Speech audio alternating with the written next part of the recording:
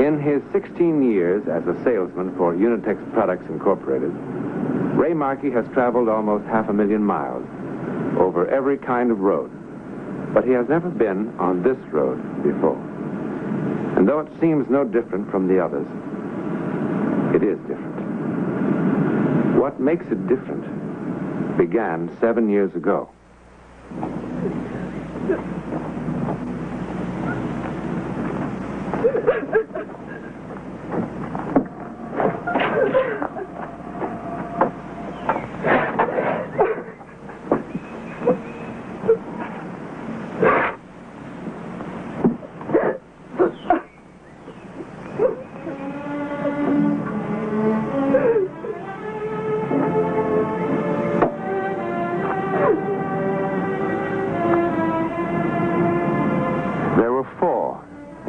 Family only a day ago.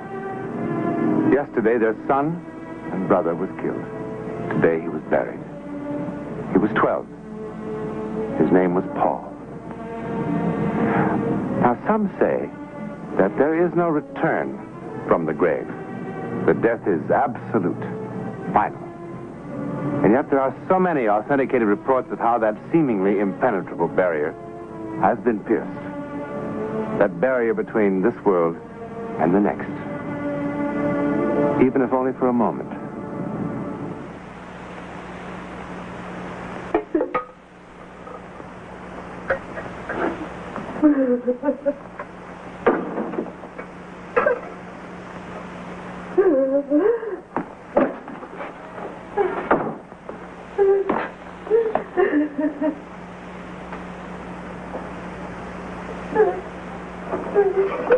That's enough crying. Enough!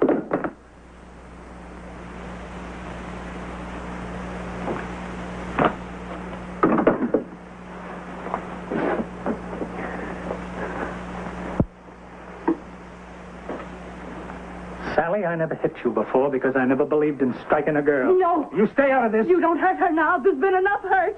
She's as much a child as he was, and she's all we got left now. Because of her. The boy would be in this house now, eating at table with us, alive and happy if it wasn't for her. It's only the grief. Otherwise, you wouldn't be talking like that. You got as much love for the one as for the other. I hate her. You don't know what you're saying. I hate her. No!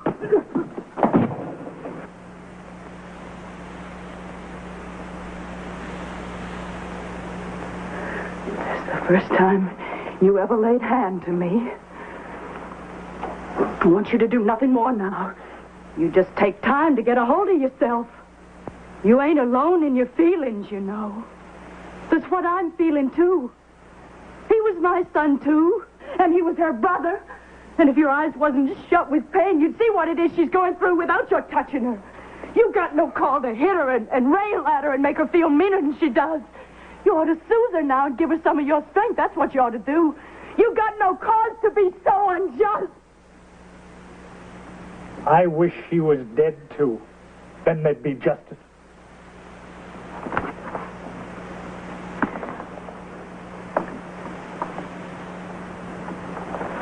You know, he don't know what he's saying.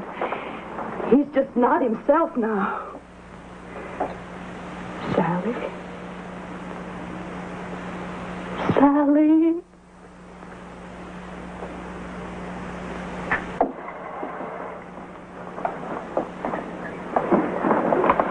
Wasn't you going to say a word? He ain't going to stay like he is, you know. He's just not himself right now. I heard him say it. He don't want me here no more. Oh, he's like a man raving with fever out of his mind. You can't hold it against him. He said he wished me to be dead. It's just words out of his mouth. You can't hold it against him. This here's your home. Don't you go away out of it.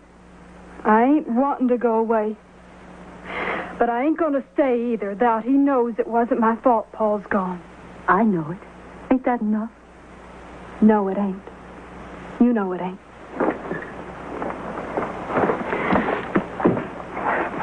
I'm asking you to stay, Sally. I'm asking you for me and for him both. If he asked me to stay, I would. Paul?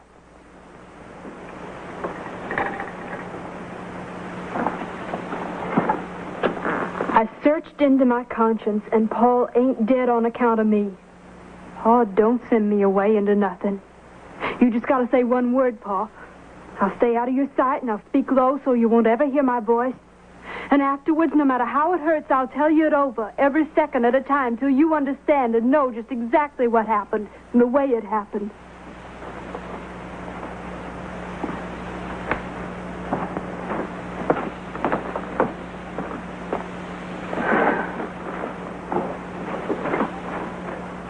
Where did you have in mind to go?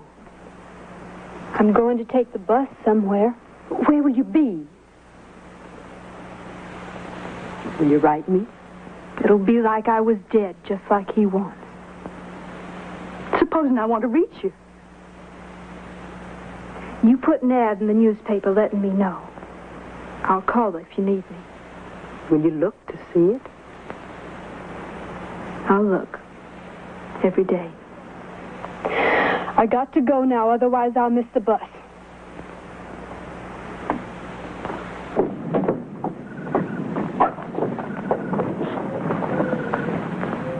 You take good care of yourself, you hear?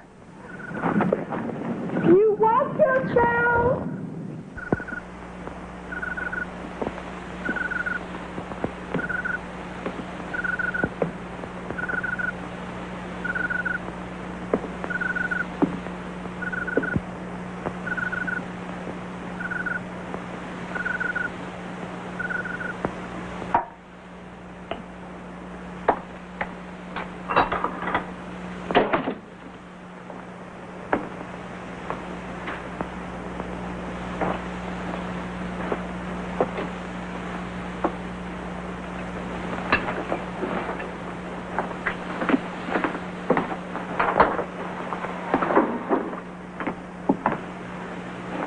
I telephoned in to the newspaper today.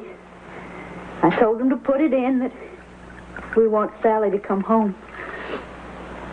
I told them to put it in that her father needs her. Now, that's the truth. Whatever else you say, that's the truth.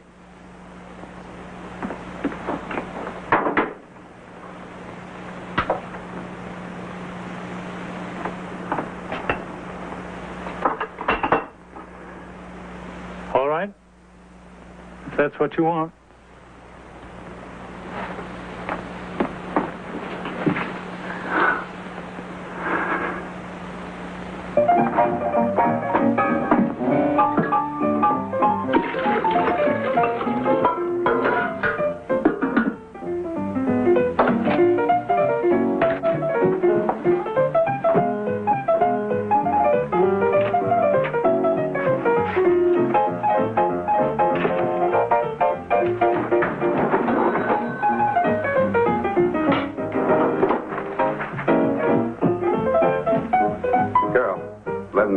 Should be up pretty soon.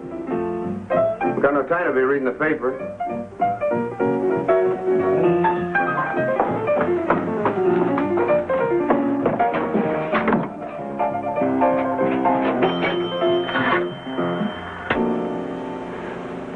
Long distance, please. I want to make a call to Tinsville, to Mr. or Mrs. Ellis, 645 ring 3.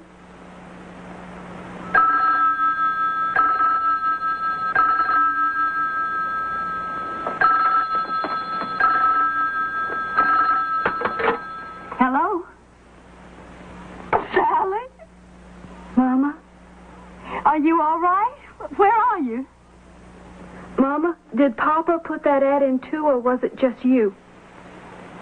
Sally, we want you to come home. I gotta hear Papa say it himself, Mama. I gotta hear it out of his own mouth. Now, you wait, you hear? Don't go away. He's waiting right here to talk to you. She wants to hear it out of your own mouth.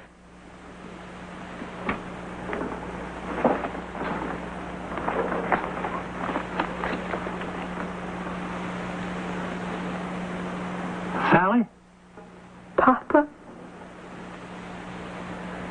I want you to come home. Please.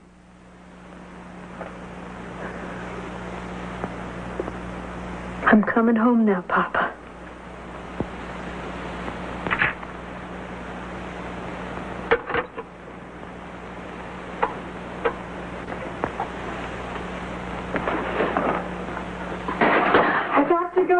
can I please have my salary that's coming to me? Well, you mean you're going to walk out on me just like this in the middle of the night? I have to go back home now. Well, where do you suppose I can get somebody to wait counter this time of night? I'm sorry. I genuinely am sorry, but can I please have my salary that's coming to me? Payday's Friday. You got 3 more days. I need that money for bus fare. You come back Friday like I say. That's my money. I earned it. Well, I ain't saying you won't get it. I'm saying come back Friday. I can't wait that long. I gotta go back home now. I ain't got any other money. That's my bus fare. You're all the same. You come in here nice as you please, butter won't melt in your mouth. You gotta have a job so bad and I help you, and then you got no more thought to me than I was a piece of garbage. Please, Mr. Casey, I just gotta go home. You walk out of here now. I got the 11 o'clock rush coming up. What am I supposed to do? Wait counter and take cash at the same time? No, sir. You come back Friday, that's all. Don't you worry just the same. I'll get home.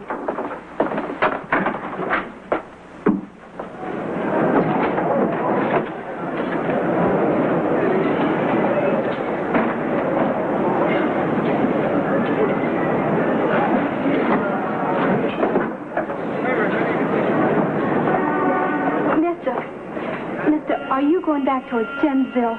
I've used up all my money, otherwise I'd take the bus. I just gotta get home. Well, I'm going as far as Parsons Corners.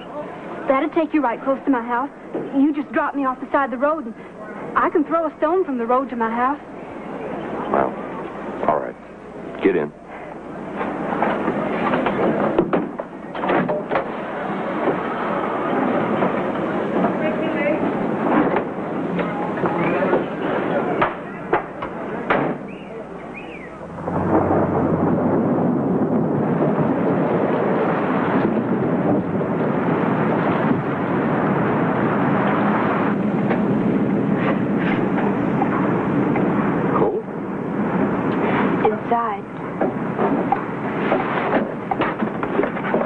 Coffee?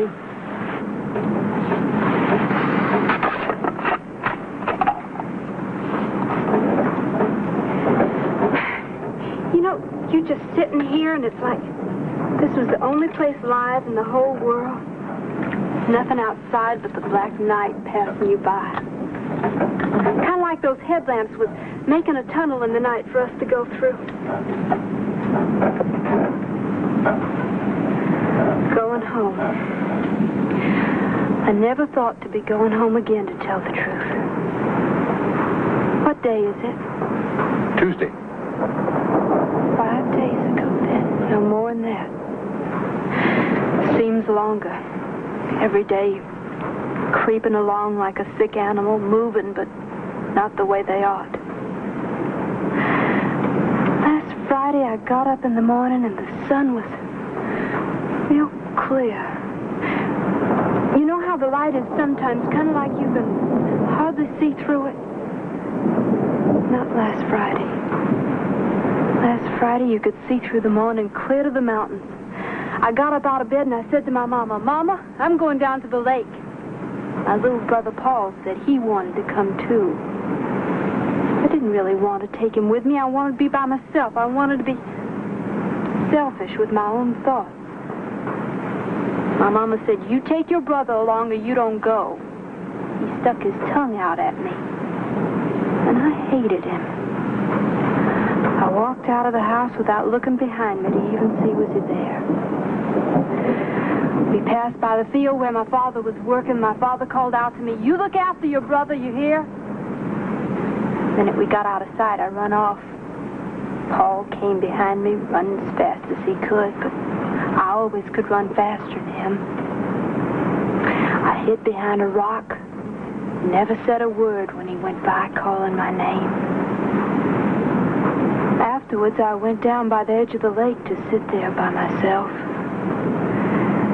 In a little while, I seen my brother Paul out there on the lake in an old canoe belonging to Mr. Lawrence. He waved to me. I made out I never even seen him. He stood up in the canoe to show off for me. It turned over. He never could swim. I swam out to him, but They never got him back till they dragged the lake. It was my fault. It wasn't my fault. Well, you ought not to blame yourself for what happened. A thing like that could spoil your whole life. We'll be home soon enough now. Just round this next curve and a little piece more. It'll be all right again. As soon as my papa puts his arms around me and I know he feels all right about me again.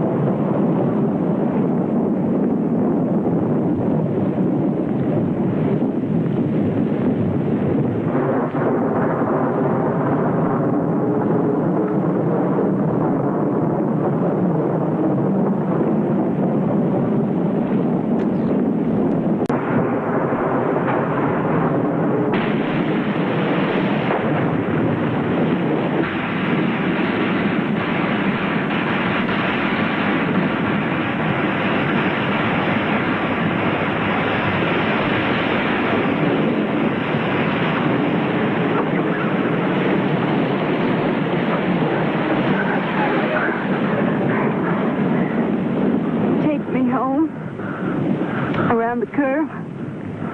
Postbox. Ellis. They're waiting.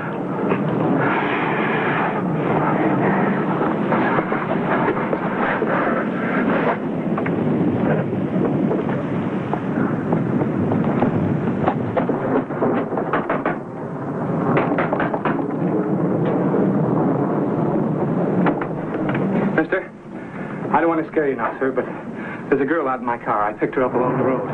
Now, I don't want to scare you, sir, but she's hurt. She's hurt very bad. Very bad, sir. I guess you better come in, mister. You didn't hear me. I said there's a girl. I heard you. It's a bad, wet night. You better come in and have a cup of coffee. Ma'am, I can't seem to get your husband to understand. Is your name Ellis? Yes, it is. You better put some coffee on. How many times do I have to say there's a girl that's dying out in my car? What's the matter with you? Look, I don't know what you people think you're trying to do, and right now I don't care. All right, I'm not going to bring her into the house. I'm going to take her to a doctor or a hospital or someplace where the people are at least human. Go with him.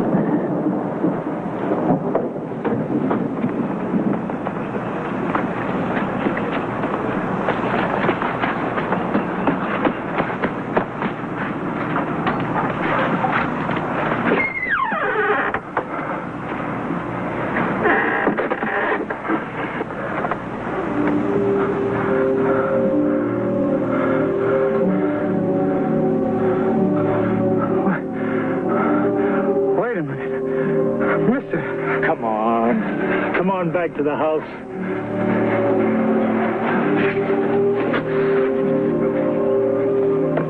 She was in my car.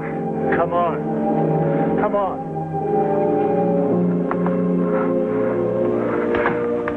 I saw her. She was in my car.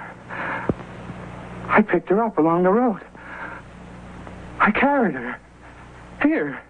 In my arms. Sit down. I would have been killed if I hadn't stopped for her.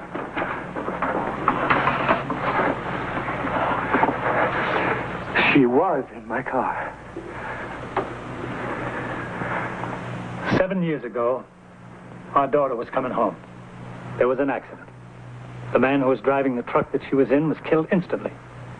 But somehow, Somehow, as seriously injured as she was, my daughter kept coming home. And somehow, she managed to walk almost 3 miles from that wrecked truck before she dropped to the ground and died. She came very close. Very close. Every year she tries again. You're the 7th person to have picked her up out there where she finally fell. Even the bus drivers have stopped for her. Twice now.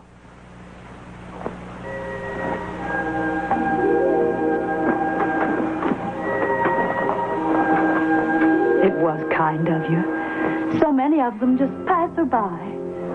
It was kind of you to stop for her. She's always gone when we go out to the car to see. I wish there was some way not to leave her alone in the car when whoever's bringing her back comes to the door.